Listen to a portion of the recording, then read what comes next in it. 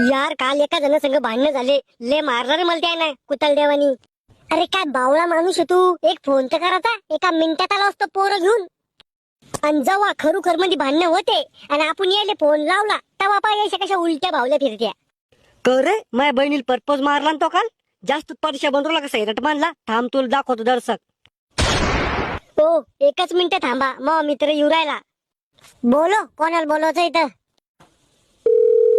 Hello भावा, भांडणं झाले यार बस स्टँड वर, लवकर ये. थांब आलोच एका मिनिटात. एका मिनिटात येऊ राहिला तो, थांबा.